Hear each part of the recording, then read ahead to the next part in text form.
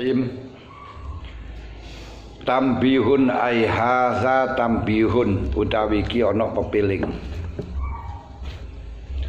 Nakola nukil sapa al-Iraqi wa Ibnu Shalah al-ijma'a ing konsensus ala annawi ngatasi temen-temen kelakuan iku la ya juzu opal hukum bi khilafi rajih kelan bedani pendapat kang unggul fil mazhabi ing dalam mazhab. Di wonten ada dua tambah, dua peringatan yang menjelaskan tentang pendapat yang muktamad yang bisa digunakan di dalam pedoman di dalam mazhab, yang bisa dijadikan pedoman di dalam mazhab. Di antaranya satu pendapat dari Ibnu Shalah dan pendapat dari ulama Irak dan Ibnu Shalah bahwa seorang qadhi tidak diperkenankan memberikan keputusan hukum yang tidak sesuai dengan pendapat yang rajih di dalam mazhab. Yang rajih di dalam mazhab berarti bagi orang yang tidak ahli, yo silahkan dalam menghukumi mengambil pendapat sing kuat-kuat mawon, jangan pendapat sing lemah-lemah dipakai, pendapat sing dhaif dipakai, sehingga tidak terjadi khilafiyah. Sing terjadi khilafiyah ulama itu tetap konsis komitmen mengambil yang terkuat, jangan sampai mengambil yang lemah. Itu kalau qadhi. Namun kalau diamalkan dalam masyarakat, kita mengambil pendapat yang mukhtar, yang kondisional. Misalnya dalam masalah persengketaan wudu ketika tawaf bersentuhan dengan wanita, ini membatalkan apa tidak? Menurut pendapat ulama Syafi'i, bersentuhan antara wanita dan laki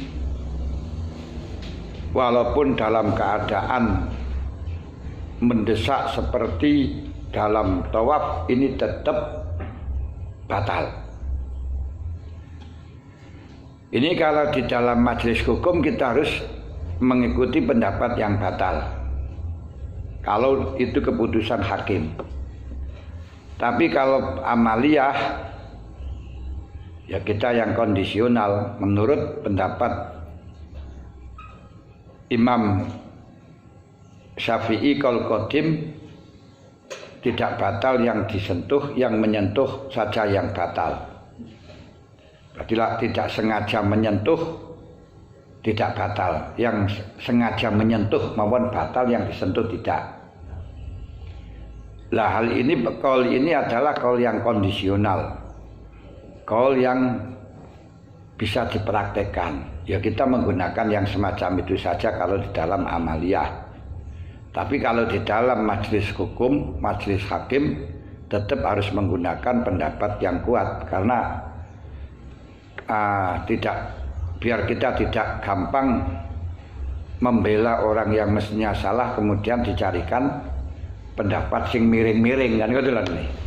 Karena kalau tidak seperti itu kan kita akan mencari membela siapa saja yang perlu kita bela, walaupun harus dengan menggunakan pendapat yang lemah. Nah, dalam hukum tidak boleh, karena dalam hakim di situ faslul khusumah, arti untuk memutus persengketaan. Hanya saja hal itu tidak bisa dipraktekkan di Indonesia, sebab model hukum yang berdasarkan ijtihad daripada hakim itu hanya model tatanan pemerintahan Islam, yang di situ aku tidak mempunyai undang-undang tetap di dalam rumusan hukum. Kalau di Indonesia enggak. Kalau di Indonesia itu tidak mengacu kepada beberapa pendapat imam, tapi sudah terbukukan. Nah, kalau melanggar ini kena pasal ini harus demikian, pasal ini harus demikian, dan pasal-pasal itu tidak bertentangan dengan syariat Islam, walaupun kadang terjadi perbedaan pendapat. Contoh membunuh kafir harbi ini tetap tidak boleh. Di Indonesia tidak hanya kafir harbi, membunuh siapapun tidak boleh. Walaupun di situ ada pendapat bahwa membunuh kafir harbi itu tidak ada tanggung jawab, nggak ada diat, nggak ada doman. Ini untuk pemerintah Indonesia tidak bisa berngaca dengan pendapatnya Imam Syafi'i yang semacam itu, karena di Indonesia sudah diundang-undangkan sesuai dengan pasal-pasal yang ada. Tinggal di dalam memilih pendapat yang sesuai dengan qaulnya a'immatul arba'ah ini ketika waktu merumuskan undang-undang, bukan waktu menjatuhkan hukum. Ini yang perlu kita ketahui. Termasuk seperti Ibnu Ibnin. Ibnu Ibnin itu anaknya anak lanang ketika bersamaan dengan anak lanang. Ini menurut pendapat Imam Syafi'i tidak sah, tidak dapat bagian warisan karena mahjub. Jadi umpama ada seseorang, katakan si A mempunyai anak dua, Zaid dan Umar, podo lanangi, dan Zaid dan Umar ini masing-masing mempunyai anak. Anaknya banyak gitu aja. Kemudian sebelum si A mati, salah satu dari Zaid dan Umar itu mati. Mungkin Zaid saja yang mati. Ini kalau menurut undang-undang dari fikihnya Imam Syafi'i, bahwa anaknya Zaid ini tidak bisa mendapatkan warisan dikarenakan terhalang dengan Umar. Nah, ini kalau dihukum semacam itu tidak rojeh. Ini nggak boleh kita menggunakan hukum fikih yang semacam ini, karena di Indonesia sudah ditentukan dengan memilih bahwa anak daripada anak Ibnu Ibnin itu tetap bisa mengganti orang tua. Kalau dalam rumusan di Mesir bisa mendapatkan bagian tidak lebih dari sepertiga, tapi tidak lebih juga dari bagian orang tuanya. Dia bisa mengganti dengan catatan tidak melebihi dari sepertiga. Ini menurut pendapat Hanafi. Walaupun yang menghukum itu Syafi'i, dalam hal ini tidak bisa kita menggunakan pendapat Imam Syafi'i. Nah, yang bisa dilakukan yang semacam niki ketika waktu zaman dulu gini yang kodinya itu berdasarkan dengan hukum yang tidak diundang-undangkan dengan pasti gitu kan ya. Kalau sudah diundang-undangkan nggak boleh. Termasuk pada waktu zaman Abu Yusuf menjadi Qadil Qudot. Ketika Abu Yusuf menjadi Qadil Qudot, memberi keputusan orang Islam ketika membunuh orang kafir dhimmi tidak dikisos. Dikisos. Menurut Imam Syafi'i tidak. Orang Islam membunuh kafir dhimmi tidak dikisos. Tapi kalau kafir pembunuh Islam dikisos. Nah ini. Nah, karena dulu itu Qadil Qudotnya adalah Qadil Yusuf, Abu Yusuf. Akhirnya ketika ada orang Islam membunuh kepada orang kafir, diputuskan untuk dikisos. Lalu masyarakat yang golongan dari Syafi'iyah protes.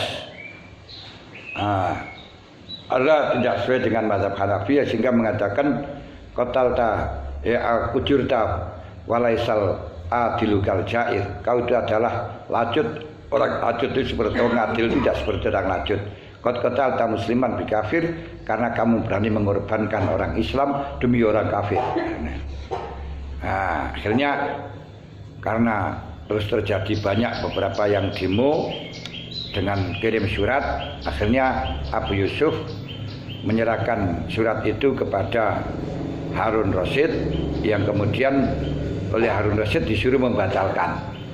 Nah, kalau dulu itu enak semacam itulah, karena tidak diundang-undangkan. Kalau sekarang lebih enak lagi itu disepakati di Indonesia yang memakai yang bagaimana sebelum kejadian, sebelum kasus sudah diundang-undangkan, baik membunuh yang membunuh orang Islam kepada orang kafir atau sebaliknya tidak ada perbedaan, tetap hukumannya yaitu hukuman mati atau 20 tahun atau seumur hidup atau 20 tahun.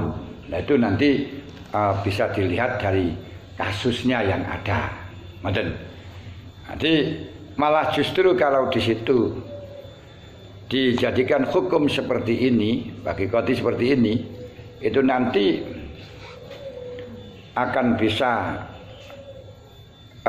berakibat berebut kekuasaan. Kenapa? Karena ketika harus cocok dengan mazhabnya, yang raja dengan mazhabnya, masing-masing dari pengikut mazhab itu akan ingin menguasai di dalam kodok kenegaraan, menjadi qadhi kabeh nanti anunya. Karena untuk meningkatkan, untuk mempublikasikan mazhabnya. Nah nanti kalau semacam itu akhirnya yo geger antara kiai satu dengan kiai lain, hanya berebut untuk mendapatkan kekuasaan. Ini bahayanya ke situ. Berebut antara organisasi Islam satu dengan yang lain karena berebut kekuasaan. Ketika nanti yang menguasai orang Ahlussunnah wal Jamaah, maka harus sesuai dengan hukum Ahlussunnah wal Jamaah. Ketika yang menguasai itu orang Wahabi, akhirnya dihukumi seperti hukumnya Wahabi. Nanti bisa-bisa kalau yang berkuasa itu orang Wahabi, ziarah kubur dianggap musyrik, yang akhirnya harus dipenjarakan. Orang yang tahlilan dianggap bid'ah, yang akhirnya harus dipenjarakan. Loh, itu bahaya semacam itu. Makanya di Indonesia tidak menggunakan itu, dengan menggunakan pendekatan asas negara sebagai dasar negara, yaitu Pancasila, yang kemudian sekarang itu pro dan kontra, mungkin akan dijadikan Trisila, akan dijadikan Ekasila. Tidak karuan jika karuan nanti. Itu siapa yang mengusulkan, yang punya otak yang semacam itu gimana? Ya permasalahan yang semacam ini karena kita memilih DPR ketika dalam pemilihan umum tidak memandang itu orang Islam atau tidak, orang ngerti atau tidak, tapi pokok yang penting yang bayar. Ini yang repotnya di sana. Makanya akhirnya yang di dalam DPR yang menang yang suaranya banyak. Yang suaranya banyak. Ini Blitar saja, dari orang NU misalnya, dari kita tidak bisa berkutik sama sekali, kalah dengan orang-orang abangan. Kursinya saja separuh. PKB kemet Gursongo, PDI 18 yo. Voting mesti kalah gitu, kalah telak gitu ya. 2/3 sudah.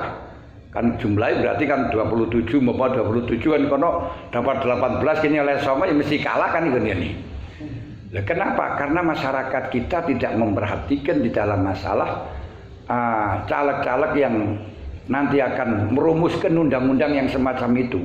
Pokok sementing sing bayar tak pilih, sing gawe taruh ya tak pilih, sing gawe sound system tak pilih. Yang semacam itu loh yang kita jujur ngerasakno masyarakat yang semacam itu. Akhirnya ya alhamdulillah ini kan juga akhirnya geger rame di mana-mana untuk tidak sepakat dengan Ekasila, dengan apa itu namanya Trisila yang punya ide itu rupanya dalam pidatonya kan ya dari PDI itu, dari Mega itu kan ya.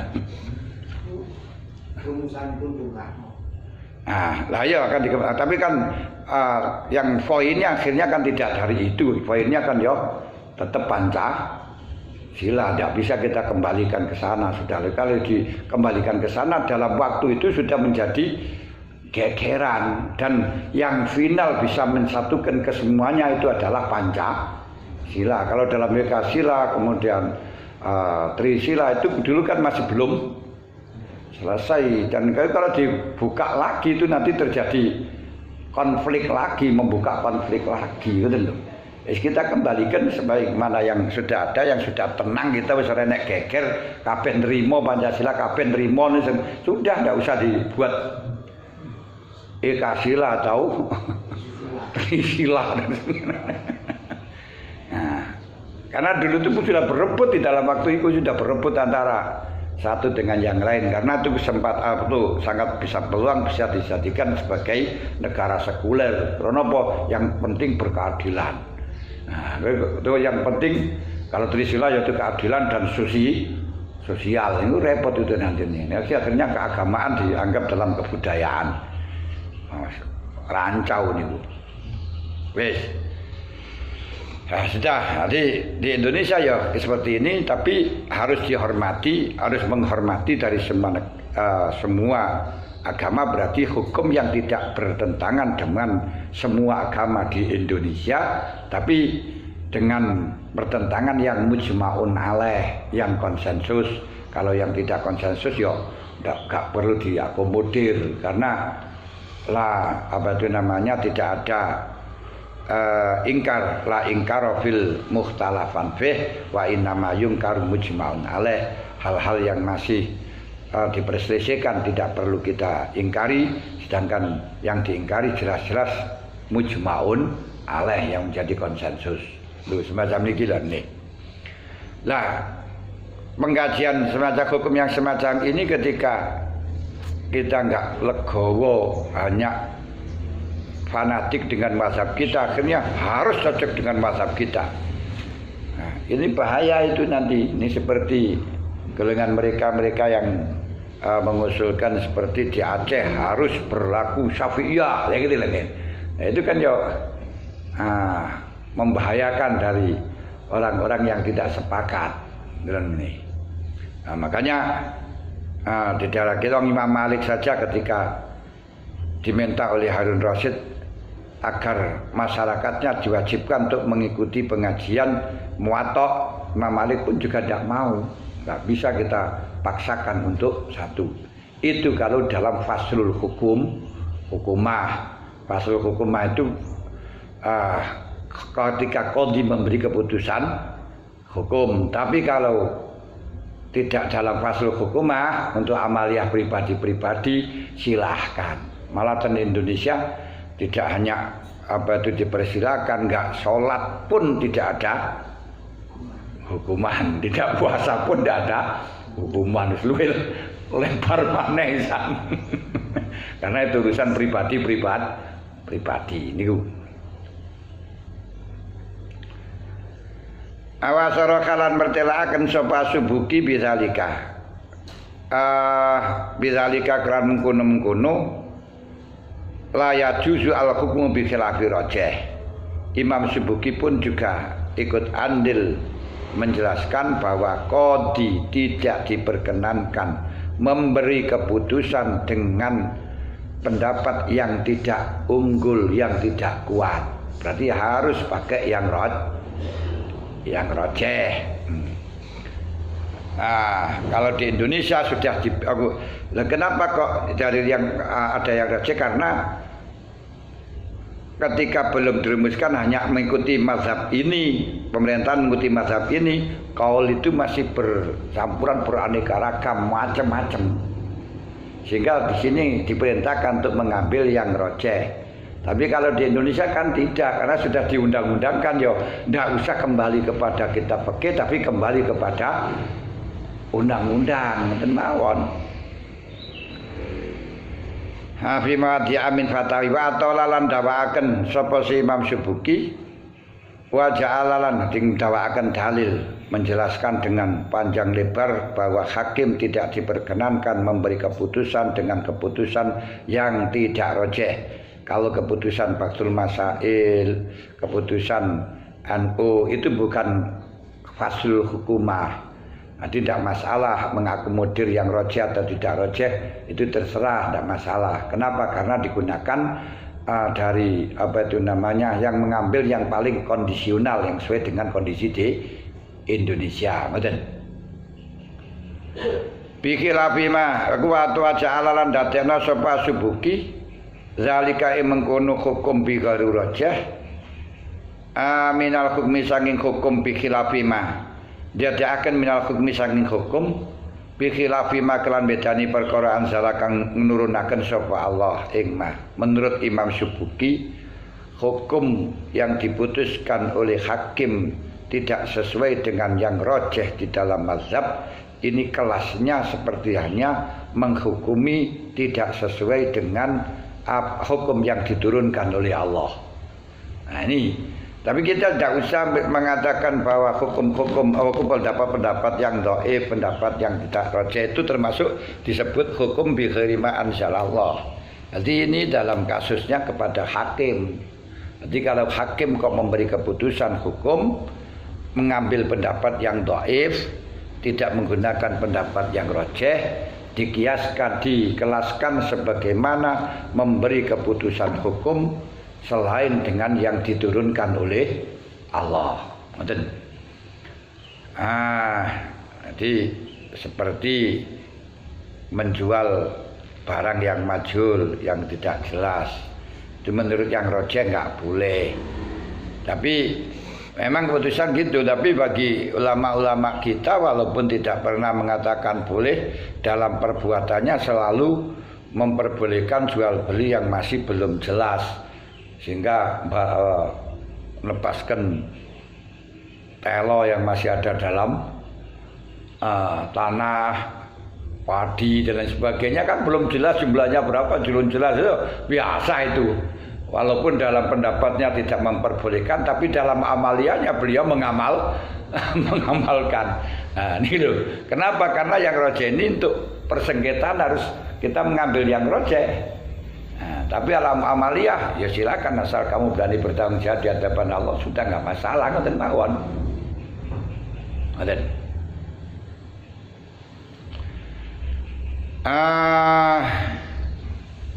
Li'anna Allah Ta'ala iku aujaba majibakan sapa Allah alal mustahidina ing atase mustahid ayakhudhu yang to ngalap sapa mustahid birajih.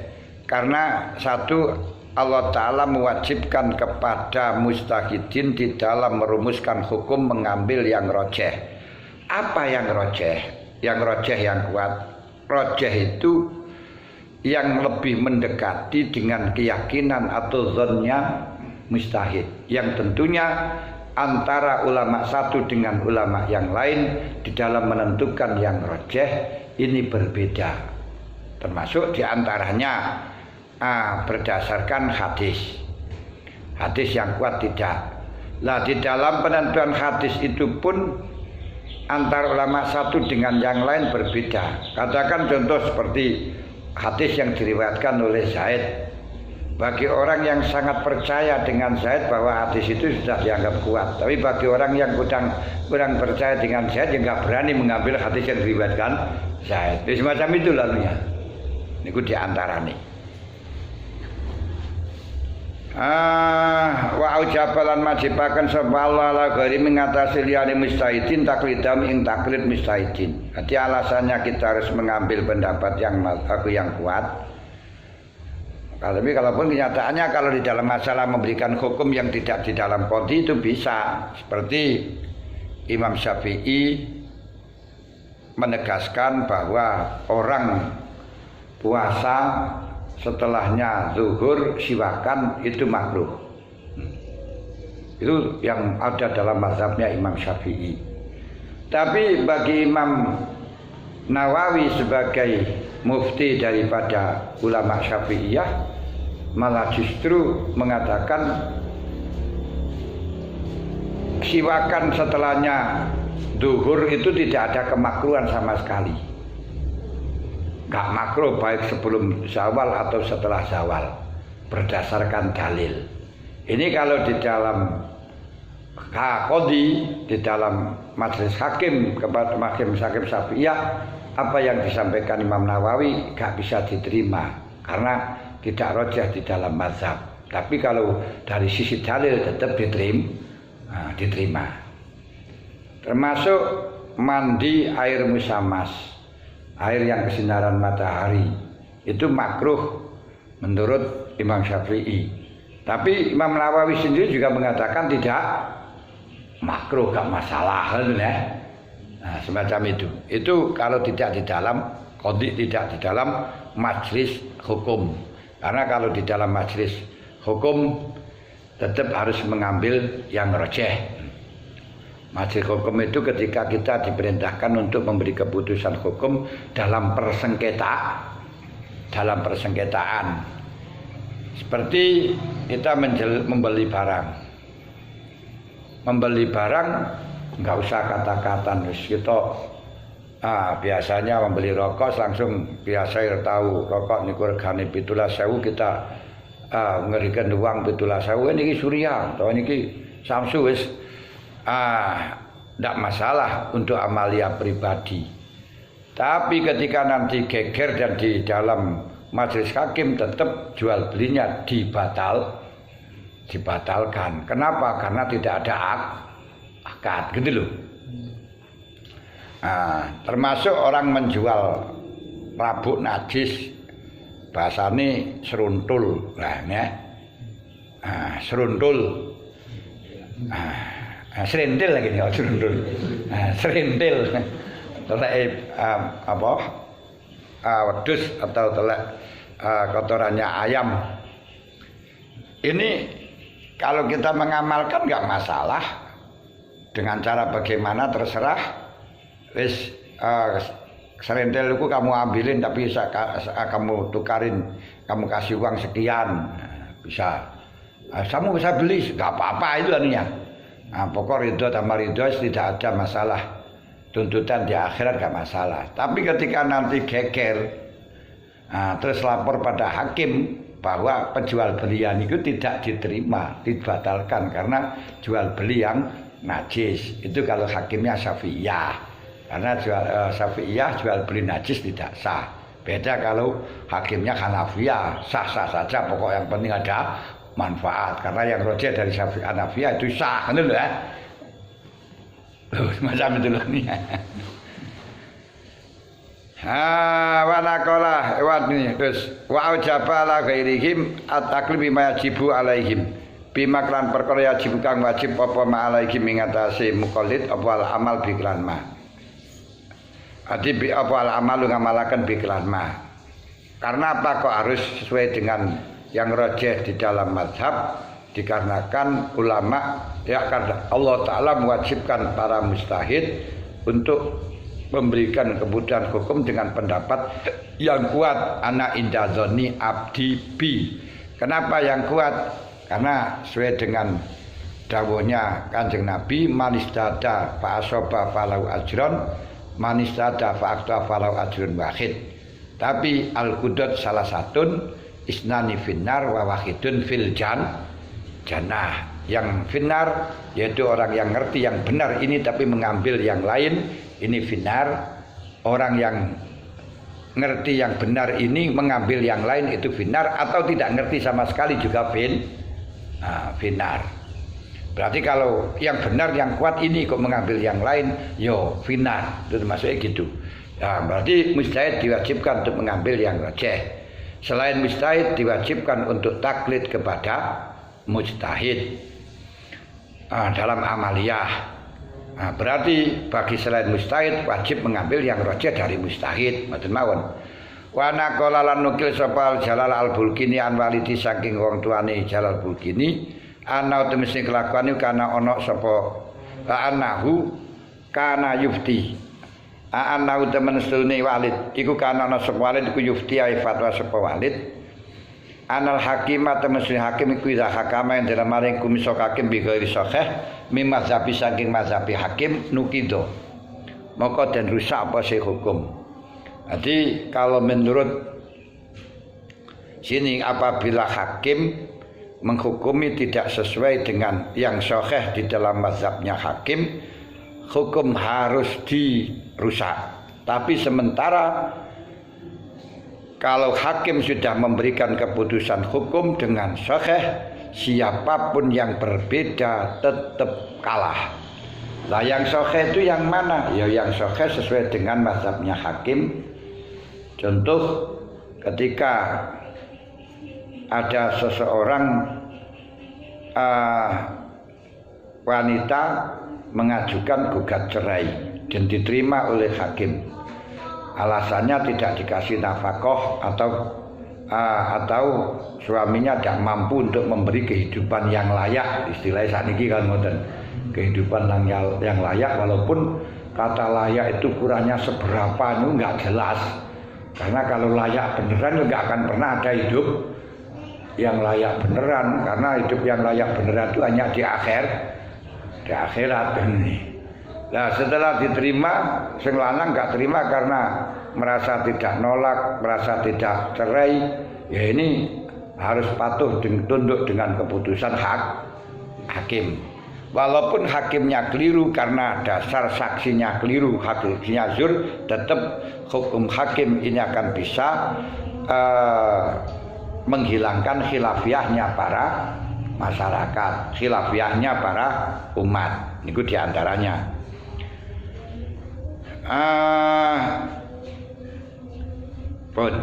Waqala Burhan Ibnu Zahirah wa qadiyatuhu utawi qadiyai hakim ila hakama bi ghairi sahih nazhabi nukido wal halatu tawi kondisiku hadhi anane hukum bi ghairi sahih mimadhabi iku ana utamesi kelakuan iku lapar korana beda iku maujud baina ayat didahu ing dalem antarane yen nguwataken ing mazhab apa ikhtiarun li ba'dil mutaakhirin maring setengah mutaakhirin au baksun utawa den bahas. Jadi walaupun pendapat yang tidak sahih di dalam mazhab itu telah dipilih oleh sebagian ulama mutaakhirin. Siapa ulama mutaakhirin? Yaitu ulama-ulama yang hidup setelahnya di pertengahan abad ketiga, itu namanya mutaakhirin.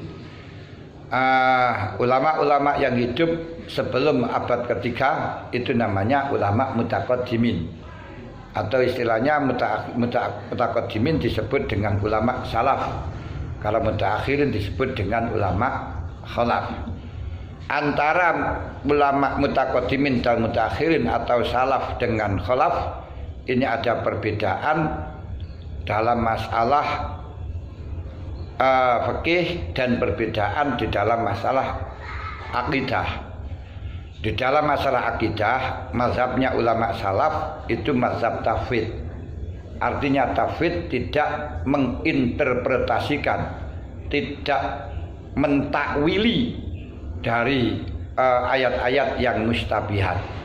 Kalau mengatakan yatullah fawqa aidim, ya tangannya Allah, tidak ditakwili dengan kekuasaan. Itu orang ulama salaf. Tapi tidak ada yang mengatakan Allah punya tangan. Kalau ulama khalaf itu mazhab takwil, interpretasi ketika ada ayat atau hadis yang mustabihat. Berarti kalau di situ dikatakan yatullah fawqa aydihim, menurut ulama khalaf tidak diinterpretasikan dengan kekuasaan Allah di atas kekuasaan makhluk. Walaupun yang semacam itu akan memberi kesan bahwa makhluk punya kekuasaan, padahal tidak ada sama sekali makhluk punya kekuasaan. Di dalam mazhab fikih untuk ulama salaf itu yang mampu mengambil hukum dari Quran dan hadis silakan mengambil sendiri, tapi kalau tidak mampu mengikuti ulama yang mampu tanpa dibatasi dengan mazhab tertentu. Tapi untuk ulama-ulama khalaf, yaitu ulama mutaakhirin, di dalam masalah fikih harus kembali kepada salah satu mazhab 4 yang sudah dibukukan, yaitu Abu Hanifah, Imam Malik, Imam Syafi'i dan Ahmad bin Hambal. Tidak boleh khuruj keluar dari mazhabul arba'ah. Itu termasuk golongan di dalam fikihnya, wajib taklid. Kenapa? Karena kemampuan, karena apa itu namanya kualitas dari ulama tersebut sudah tidak ada, mumpuni, tidak akan pernah sesuai dengan adanya mazhab arba'ah. Untuk meminimalisir dalam persengketaan. Dan contoh yang ikhtiar ya seperti yang saya sampaikan tadi, masalah batalnya wudhu dengan adanya berdesakan di dalam tawaf, itu Imam Nawawi mengatakan wal mukhtar, yang dipilih oleh Imam Nawawi tidak batal, tapi dalam mazhab batal, termasuk sholat dengan menggunakan pakaian yang dinyana suci, ternyata setelahnya sholat tahu-tahunya enggak suci. Ini menurut Imam Nawawi tidak masalah, enggak wajib mengulang. Tapi karena hal ini bertentangan dengan al-sahih fi mazhabi, dalam mazhab Syafi'i, akhirnya enggak diakomodir. Walau enggak boleh kalau di dalam hakim memberi keputusan itu, walaupun ada ikhtiar, ada pemilihan dari mutaakhirin, termasuk zakat fitrah diberikan kepada satu orang. Ini menurut Syafi'i tidak boleh, walaupun menurut ulama mutaakhirin memilih yang memperbolehkan, termasuk Ibnu Ujail, Imam Qofal. Nah, dalam yang disampaikan oleh Burhan Ibnu Zohira ini, kendati pendapat itu dipilih oleh mutaakhirin, tetap bagi hakim harus memberi keputusan yang rajah. Berarti di dalam masalah zakat misalnya, tetap tidak diperkenankan zakat fitrah dibagi kepada satu orang, walaupun ada yang milih. Nah, kalau amaliyah nafsi silahkan. Lalu gitu. Atau fatwa, itu saya kira fatwa itu tidak masalah. Nah, yang tidak boleh itu adalah qadha. Qadha itu faslul khusumah, yaitu memisahkan di antara dua orang yang bersengketa. Ini tambah pertama. Tambah kedua, tambiyun sanin ilam anal mutamada fil mazhab lil hukmi, anal mutamada temesune pendapat kang den gawe tetanggenan fil mazhab lil hukm maring hukum wal fatwa iku ma itafaq wa syekhani. Pendapat Syafi'i, ini kitab Syafi'i masalah ini beda mana kalau kita ngaji kitabnya Hanafi, kitabnya Maliki, dan kitabnya Ahmad bin Hanbal. Dalam kitabnya Imam Syafi'i yang dianggap muktamad di dalam mazhab Syafi'i yaitu fatwa-fatwa yang disepakati oleh Imam Nawawi dan Imam Rafi'i. Pertama. Kedua, kalau tidak ada kesepakatan antara Imam Nawawi dan Imam Rafi'i jelas yakni berbeda, fama jazama bihi, fama maka pendapat jazama kang mantep di kelan masuk wa Nawawi. Kedua yaitu yang pilih adalah pendapatnya Imam Nawawi. Kemudian kalau tidak ada mutamatnya Imam Nawawi, Rafi'i maka Imam Rafi'i. Kalau sudah tidak ada Imam Rafi'i, famarja qaul aksar, yang ditarjih oleh mayoritas ulama. Kalau tidak ya fala'lam maka sing luwih ngalim. Kalau tidak ada lagi perselisihan ya fal aurok sing luwih warok. Sing luwih warok gak gampang nerima duit pemerintah, gak gampang sokokan ya, di antaranya. Nah, dalam hal niki antara Imam Rafi'i dan Imam Nawawi. Imam Rafi'i niku santrine Imam Nawawi. Imam Nawawi ku santrinya Imam Rafi'i. Tapi ketika bertentangan antara pendapatnya santri dengan kiai, yaitu pendapatnya Imam Rafi'i dengan pendapatnya Imam Nawawi, malah justru yang dimenangkan pendapat santrinya. Loh kenapa? Karena santrinya bisa meneliti pendapatnya kiai, bisa mutolak pendapat-pendapat dari kitabnya kiai. Lah kiainya sudah sedot dulu, nggak bisa meneliti pendapatnya santri. Makanya santrinya lebih menang, kok urip sing keri gitu loh. Nah, cara wong pidato ngoten, pidato yang nomor 2 lebih menang daripada yang pertama, karena yang pertama nggak bisa nimpali lagi. Demikian pula pendapat Imam Syafi'i dengan Imam Malik. Nah, bagi kita mendahulukan Syafi'i. Kenapa? Karena pendapatnya Imam Malik sudah dimutolaah, sudah diteliti oleh Imam Syafi'i. Pendapat Imam Syafi'i nggak pernah diteliti oleh Imam Malik. Makanya melok sing paling sing paling akhir. Kalau tidak ada bagaimana? Qala syekhuna hadza ma'at baqa alai muhaqqiqul mutaakhirin. Bahwa aturan di dalam tingkatan mazhab ini pertama di Syafi'i yaitu yang disepakati oleh Imam Nawawi Rafi'i, kalau tidak yang difatwakan oleh ditajahkan oleh Imam Nawawi, kalau tidak ya Imam Rafi'i, kalau tidak ya yang mayoritas ulama, kalau tidak ya yang warok, yang lebih ngalim, kalau tidak ya yang lebih warok. Ini adalah yang sudah disepakati, sudah dikonsensusi oleh ulama mutaakhirin. Tapi waladhi auso bi'timadihi bi'timadi masyayikhuna waladhi dan pendapat-pendapat. Arti di samping ini kesepakatan dari ulama mutaakhirin dan merupakan wasiat daripada guru-guru kami, katanya Syekh Zainuddin Al-Manimbari, muridnya Ibnu Hajar, guru-guru kami dalam Asamuddin bi'timadi waladhi auso bi'timadi kelan itimadi alati sapa masyikhuna, dan sesuai dengan wasiatnya para guru-guruku ya seperti itu. Ai hadza waladhi auso bihi. Ini wasiatnya mereka.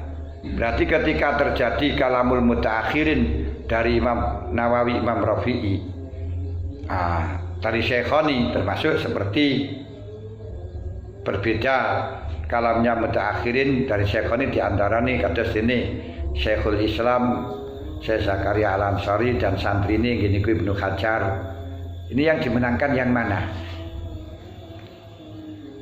Kalau menurut ulama Mesir antara Imam Nawawi dengan Imam Ibnu Hajar mutakhirin dengan Imam Ramli, mana yang dimenangkan? Podo-podo santri ini Syekhul Islam Syekh Zakaria Al-Ansari, santri ini berbeda pendapat. Imam Ramli santri ini Syekh Zakaria Al-Ansari, Imam Ibnu Hajar juga santri ini Syekh Zakaria Al-Ansari. Ketika berbentik di dalam pendapat antaranya Imam Ibnu Hajar dan Imam Ramli, mana yang dimenangkan? Hal ini terjadi perbedaan pendapat. Pertama, menurut ulama Mesir yang digunakan adalah pendapatnya Syekh Muhammad Ar-Ramli, khususnya dalam kitab Nihayah. Kenapa?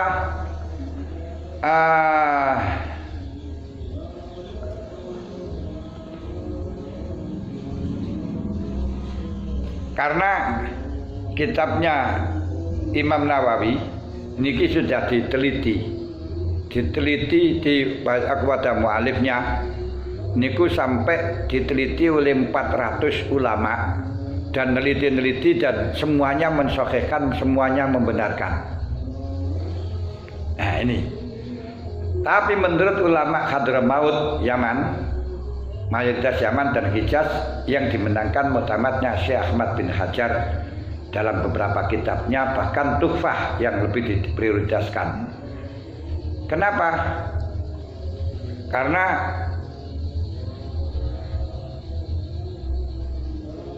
menurut karena Ibnu Hajar termasuk mazidi tatabuil muallif muallafiyah walikilatin muhaqqiqin alaha alaihi alladzina la yakhshuna. Giniku banyak beberapa ulama-ulama yang muhaqqiqin yang membaca kitabnya Ibnu Hajar. Cara gampangan niku Ibnu Hajar niku kuat madroknya, kuat penalarannya, tapi gak banyak karyanya. Imam Nawawi karyanya banyak, tapi gak terkenal madroknya, sama-sama kuat. Sehingga sampai sekarang kalau terjadi perbedaan antara Imam Nawawi, Imam Ibnu Hajar dan Imam Ramli, yang dimenangkan adalah kalau menurut Mesir ya Imam Ramli, kalau menurut Imam Ibnu Hajar ya kalau menurut ulama Yaman ya Ibnu Hajar, karena di samping itu ya sama-sama putra daerah. Ibnu Hajar orang Yaman, terus Imam Ramli Mesir. Makanya dalam masalah nyolati jenazah saja, kalau wanita kan sudah sepakat semuanya kepalanya diletakkan di utara, baik Ibnu Hajar dan Imam Ramli. ketika wong lanang disolati, ini kepalanya diletakkan di mana? Nah, ini kalau menurut Imam Romli, dari sini kepalanya diletakkan di selatan, yang sehingga kita salat ada di utaranya ke kepala, ada di tengah-tengah.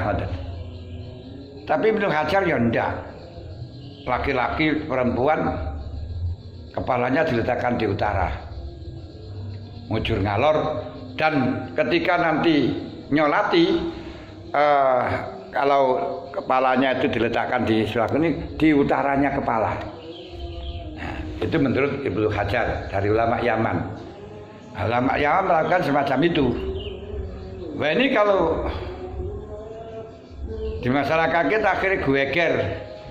Nah, siji pendapat Imam Romli suruh kidul. Wis siji malah Ibnu Hajar cekek lor, walah wis. Kasihan mayite sisi mumet duluane. Nah, apa aku dipindah-pindah. Nah, yang semacam ini kita harus bisa menguasai. Lah sing kayak gitu lho ya ora apa-apa mendapat Imam Romli ngono. Nek lor ya ora apa-apa mendapat Ibnu Hajar seperti itu. Ini yang repot itu pengetahuannya hanya satu, kemudian beda-beda pasal niku wau. Sing siji tahu pendapat yang ada dalam Ibnu Hajar, yang satu Imam Romli, kemudian nyolati gentenan akhirnya dipindah. Nggih. Nah, nek kadung mumet kan mayite iso bangun begitu.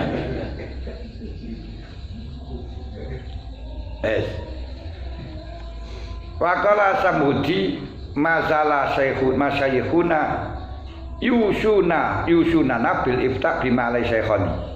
Masalah ora kingsir sapa masyaykhuna pira-pira guru ingsun iku yusunana padha wasiat sapa se masyaykhuna ingsun bil ifta kelawan fatwa bima kelawan pendapat alai kang tetep ngatasi masyekhoni.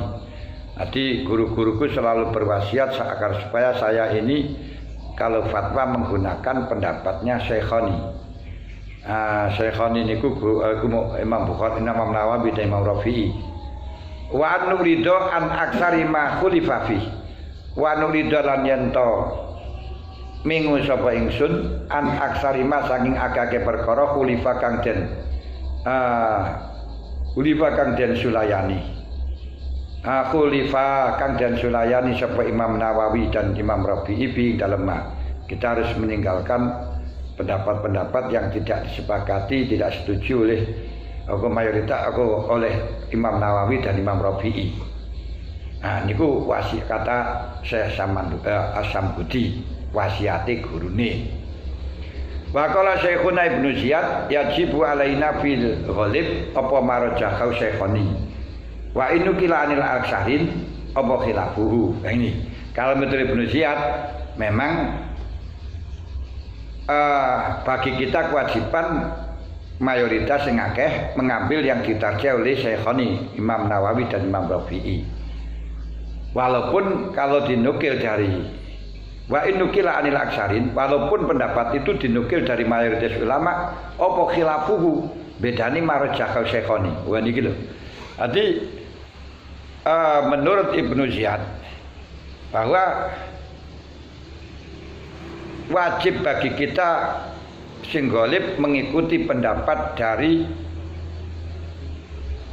yang ditarjih oleh Imam Nawawi dan Imam Rafi'i, walaupun hal itu banyak bertabrakan, banyak nukilan dari banyak ulama yang berbeda dengan Syekhuna tadi. Segampangan pendapatnya Imam Nawawi dan Rafi'i diprioritaskan walaupun harus bertabrakan, harus berbeda dengan pendapat mayoritas ulama. Ini bagi orang yang memang betul-betul sangat fanatik kepada Imam Nawawi dan Imam Rafi'i. Beda dengan pendapat yang lintas mazhab seperti yang disampaikan oleh Syekh Abdul Wahab Asy-Sya'rani dalam kitab Mizan Kubro. Kalau ada pendapat dari Syafi'i bertentangan dengan 3 mazhab, misalnya yang dimenangkan harus yang 3 mazhab. Jangan sekali-kali engkau karena mazhab Syafi'i, ayahmu Syafi'i, mbah-mbahmu Syafi'i, walaupun bertentangan dengan mayoritas ulama tetap menggunakan pendapat Imam Syafi'i. Ini dianggap sebagai ta'assub, yaitu orang yang taklid buta, terlalu fanatik di dalam mazhab. Mestinya kita harus moderat, ya walaupun toh kita mazhab Syafi'i, kalau memang bertentangan dengan mayoritas ya kita harus mengalah, harus mengambil yang mayoritas. Itu kalau pendapat wonten Mizan Kubro yang disampaikan oleh Syekh Abdul Wahab Syahroni. Saya sepakat yang semacam itu, tidak usah kita fanatik itu, tidak. Menurut yang banyak yang mana begitu saja lebih benar, karena pendapatnya orang banyak lebih kuat daripada pendapatnya orang sedikit, gitu saja. Pun dari niki kalau ada yang perlu ditanyakan, memang rada warm up, pembukaan atau istilahnya napa niku pemanasan atau news normal ini. News niku baru, normal niku mulai beneh, jadi baru beneh.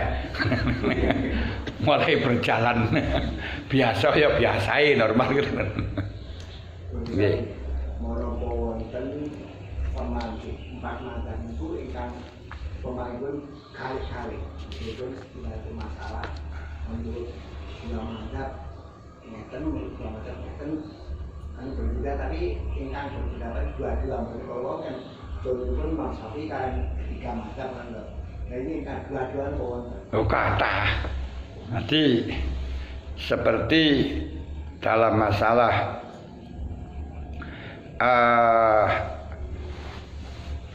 apa itu namanya, dalam masalah batali wudu.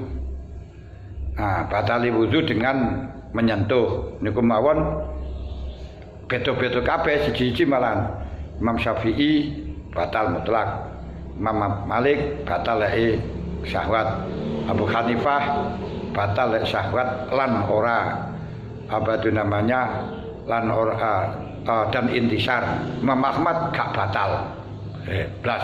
Dan ini kan empat berbeda semuanya. Nah, kemudian yang sama-sama termasuk seperti menjual barang wakofan. Barang wakofan dioper alih Syafi'i gak boleh, Imam Malik gak boleh, Imam Ahmad memperbolehkan, Hanafi memperbolehkan. Ini kan nggih. Dua-dua sak kurang-kurang mendapat yang semacam itu kalau ini. Nggih. Nangis sampeyan kuwi nangis pun tindakan. Nah, ya yang rojah yang kita teliti dalilnya kan ngoten mawon. Nah, itu kan rojah dari sisi qailnya, karena kita itu di dalam mentarjah tidak terbatas dalam satu macam tapi berbagai macam, termasuk lihat dari siapa yang mengatakan, kedua bagaimana dalil yang disampaikan, di antara ini ketiga dalam hadis yang telah digunakan dan lain sebagainya ngoten. Nah, niku dalam anunya untuk mentarjah ini macam itu, enggak terus melihat kiainya saja ndak. Jadi di samping undur ila mankol ya undur ila makol. Menawi yang awam kan ya, orang awam malah nggak usah mengikuti mazhab, ya sudah mengikuti kiai ini mawon. Takon nang kiai ini, jawab kiai ini bagaimana sih ku dilakoni ngoten mawon ya. Ampun.